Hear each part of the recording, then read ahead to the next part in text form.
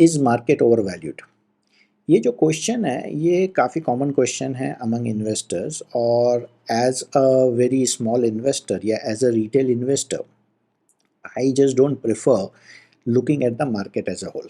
हाँ, आप मार्केट को ज़रूर देखें, लेकिन मार्केट ओवर वैल्यूड है या अंडर वैल्यूड है इससे आपके पोर्टफोलियो पे ज़्यादा इम्पैक्ट नहीं पड़ेगा।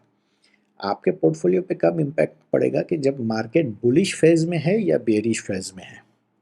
लेकिन अगर मार्केट पूरे की पूरी ओवर वैल्यूड है और आपका स्टॉक या आपका पोर्टफोलियो जहाँ पे आप इन्वेस्टेड हैं वो 10, 12, 15, 25 के पी पे ही है, तो इसका मतलब ये है कि मार्केट में अगर बुलिश फेज आता है तो आपके सेक्टर की कंपनी चलेंगी और आपका पोर्टफोलियो परफॉर्म करेगा।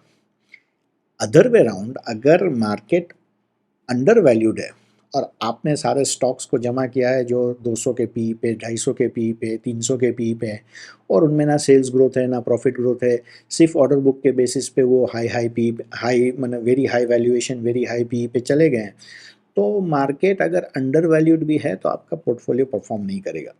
तो इम्पॉर्टेंट एस्पेक्ट ये है कि हमें ये समझना पड़ेगा कि हमारा पोर्टफोलियो जो है वो कितना कमा रहा है और उसके अगेंस्ट में हम लोगों ने कितना इन्वेस्ट करके रखे हैं।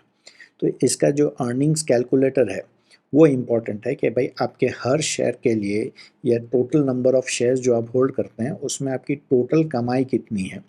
जैसे सपोज करो आपका 1 करोड़ का पोर्टफोलियो है और आपने हर कंपनी को 100 के पी पे लेके रखा हुआ, तो आप 1 लाख रुपया आपके टोटल पोर्टफोलियो की कमाई होगी।